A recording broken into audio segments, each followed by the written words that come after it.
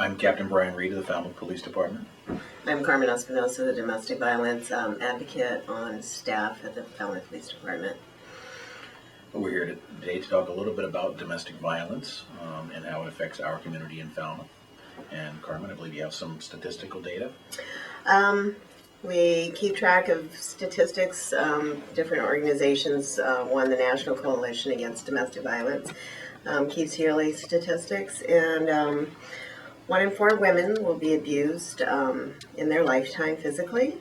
1.3 million women will be physically abused each year. 73% of domestic violence victims are women, but that doesn't mean men aren't being abused also.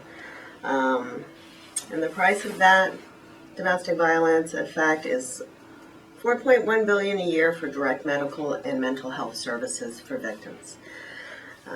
Every 52 seconds, a woman is physically assaulted, and every 3.5 minutes, a man is assaulted physically. You know, with those statistics, I think there's, it's kind of important to emphasize, it's almost become cliche in our culture, particularly in policing, but also in domestic violence victim advocacy, that, all the data is underrepresented in reality. And we're all taught that. We all accept and believe that to be true. In my experience as a police officer, I happen to know it to be true. I don't think there's a police officer who's been on the job for more than a few months in their career who hasn't at least seen a situation where they suspected abuse, but there wasn't any cooperation or nor any physical evidence that would give rise to them being able to seek any type of criminal charges, because the victims, in a lot of cases, don't cooperate. Right. I think people forget that this is a very unique situation for each victim and their family. And the way they handle it may or may not be society's idea of the best way to do this. A woman can take up to 7 to 10 times, 7 to 10 assaults before she feels comfortable enough to get out of a situation. In that time, she may be saving money to get out. She may be looking for a new place to live. She may be looking for safety for her children. But all of those parts of leaving a domestic violence situation take time and a lot of thought, so that they are doing it in the safest way possible for them and their children. Just running out of a marriage without any planning that has severe violence can be very dangerous to everyone involved. Well, just running out of a marriage, even in the absence of violence, can, with no notice, it can be, a daunting task. You add the element of fear for safety of themselves, for their children, and that's got to be an overwhelming position to be in. Right, and I think our economy in the last 5 or 6 years has taken a turn where financially people just can't afford to get out. We've seen here in Falmouth more and more divorced couples living in the same home because of finances. One's on the first floor, one's on the second. And I think we really need to remember that when we're looking at a victim who will not leave a home. She's going to lose her health insurance, she's going to lose her home, she might not be able to get a job with no skills. These things all keep the victim in a situation that those on the outside may not understand. And in a bad economy, it's probably safe to assume that that's much more prevalent than it would be otherwise. More people are having financial problems. We know that financial stress can be an underlying cause of domestic violence and abuse situations in a lot of cases. So yeah, you could see that tying in, and actually probably having a bigger problem during a bad economy. Right. And I think it's just part of the times. There are different reasons over the generations as to why women don't get out of these abusive relationships. There's always reasons that are pertinent to what's going on in our country at this time. And I think right now that's the economy and situation of our country is very important to keep in mind, so as not to judge these victims into why they're doing what they do. A lot of times what happens with domestic violence cases is a victim will cooperate at the onset of the investigation. They're in fear, the police are called, we intervene, and arrest is obviously a preferred response, and in a lot of cases a mandated response in most incidents. But then as the case runs its course through the courts, the victims sometimes their degree of cooperation drops off, and some of it is that financial trap that we just talked about, feelings of loyalty, victimization mentality. But inevitably what happens in a lot of cases is that the criminal case ends up being lost along the way, and then the victims are right back where they started, and that becomes frustrating for everybody. Right. Some of the things we have in place are beneficial and helpful. Restraining orders, protection orders, no abuse orders, and for severe cases, something called a dangerousness hearing, which you can explain a little better. But I think it's important for women to know these things are out there so they can reach out and get this information. Restraining orders, again, are just a piece of paper, but they're important in a prosecution process of a case. You know, he's broken it, he's been served, he's broken it 3 or 4 times.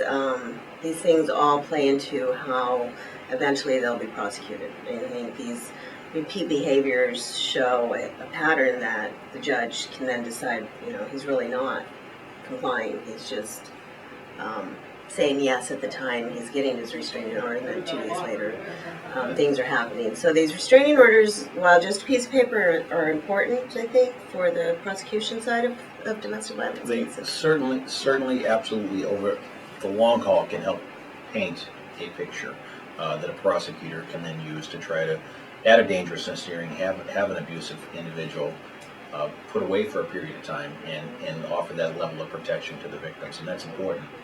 I know that we see high-profile cases of dangerousness hearings where individuals are released, and then people are then subsequently victimized. And I think it's important to recognize that the dangerousness hearing, I think we all agree, isn't perfect, but it has done an awful lot in order to protect a lot of victims.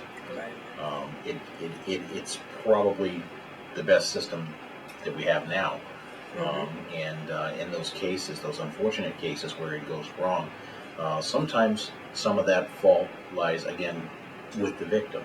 And you don't want to blame the victim for their own victimization, but they do have, you know, at some level of responsibility to their own safety. Right. And I think these just give them more sense of confidence and be feeling safe because all these avenues are available. And having the DA and the judge, you know, working with that theory, then they do feel a little more comfortable. And we've seen more restraining orders filed and more follow through on prosecution since this law came out in 2010, because they do get a 30 to 90 day window of freedom while the perpetrator's locked up. It can be 30 days, it can be 90 days, and that's a long time. Victims can get things done that they couldn't do when he's getting out of jail the next day. I think maybe you know, something that ought to be explored more is while we have those individuals you know, locked up during that dangerousness evaluation period, maybe we could do a better job of seizing that opportunity to get some therapy and services to the abuser. And it's not to try in any way to excuse what they're doing, but if we're going to try to fix the problem, if we're going to address the underlying issues, I think it just makes sense to try to attack it from all angles. Certainly protect the victims. That's the highest priority, without any question at all. But if we can prevent future abuse through interventions, then I think that's time and money well spent. Right. I mean, the problem is abusive behavior, so the person who's exhibiting that should have resources. And there are resources because of the VALOR grant that I work under, and most domestic violence victims work under grants that are specific to just victims of domestic violence. We don't provide those resources, but they are out there, and they have batterer intervention programs, which are weekly classes that they have to pay for. There's a price, and it is their attendance is relayed directly back to their probation officers on a weekly basis. And it's a curriculum of, I think it's 28 weeks, and it really teaches them the choices they make and how they affect other people and how they can change their choices. And ideally, that class alongside an individual therapeutic setting for that perpetrator will do the best to help. Do these guys do this on their own? No. The court orders the better intervention programs. The therapy would be a choice they make on their own. Some do. I've been in the field for many years, and I've seen men get into real good therapy long term and make change. Again, it's all about choice. And abusers were victims once, and they've never dealt with that. You don't deal with your victimization from yourself, you're not going to be able to stop being an abuser. You're going to have to address some serious issues. And for women and men, victims and abusers, therapy can be very traumatic because it opens up those doors of how you got to where you're at. And women have stereotypically got a better rap or reputation for doing therapy and being successful, whereas men have to fight society's, stereotypical thing of why is a man in therapy.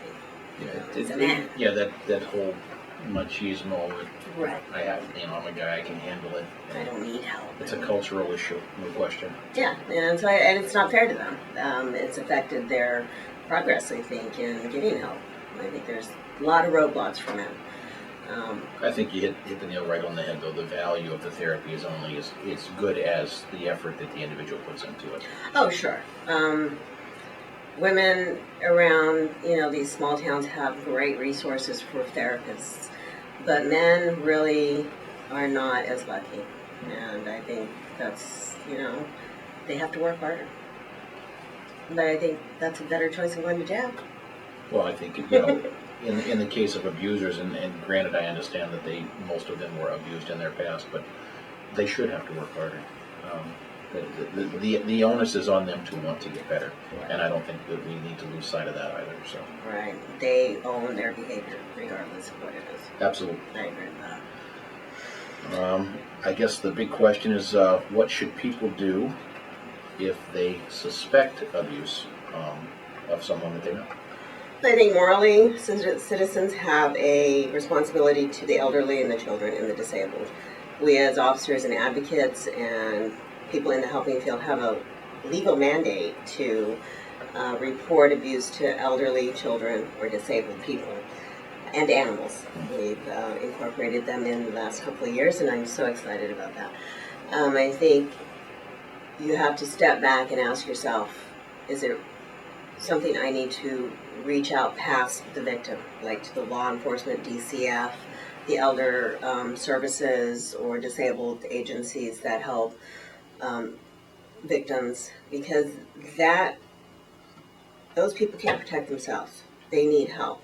So if somebody's being abused in a home and you don't think it's your business, it may not be your business if it's all a bunch of functioning adults making choices. But when there's children, disabled, or elderly who have no choices, you have to step up and make those phone calls. They're anonymous, they're 800 numbers, nobody's going to know who did it. I think that's one of the big failings of society is that we all step back. I grew up in a home where nobody's, it's not our business. And our business ain't nobody else's either. So, well, I think the whole mindset of it's not my business. I think domestic abuse is everybody's business. Yeah, it is. I'm not saying that we need to know everything that's going on in our neighbor's house, but certainly if someone is being hurt, if someone's being hurt in my house, I would hope my neighbors would call and get them help. And how would you feel if you didn't make that call and someone ended up hurt badly or dead? Right. And that happens. You see it around the country with children all the time. Elderly abuse is not as prevalent in the news, but the elderly are being abused and being neglected to the point of death, and you don't hear as much about it. But I think those moral responsibilities are very strong. And your next step is, if you want to know more about domestic violence, get online and do research. The National Domestic Violence Coalition, SafeLink is a 1-800 number for women or victims who don't have access to a phone, can get a phone through SafeLink with no charge that they can call 911 or call the school. You can talk with the victim, but be prepared for them to not receive your offer to help. and listen, but know that you don't know what it's like to be in her shoes. And if you can do that, then you'll keep from getting frustrated as much. Because you can have a friend for years, you talk to them for years, and they just never come around, or they take years to come around. They need someone who's going to listen without judgment. That way they'll feel comfortable enough to talk about it. From the outside looking in, it's very easy to get frustrated with folks, especially those who keep going back into abusive situations. Exactly. But like you said, you are not in their shoes, and it's much easier said than done in a lot of cases. Oh yeah, I can't imagine raising 3 kids, going to school, having a full-time job, and running a house. I have no idea how those women do it. And what I've always told women who have been in long-term abuse situations is they have no idea how resilient and strong they are. They can adapt to any situation. They can respond quickly. They're always on their toes with all their responsibilities in their life. It's an amazing show of strength that they don't think they have, because they're constantly being put down on top of it. So this whole skill or ability to stay in these abusive relationships says a lot about the victim's strengths. They need to tap back into those strengths so they can start channeling all that strength into something better for themselves. But it can take years.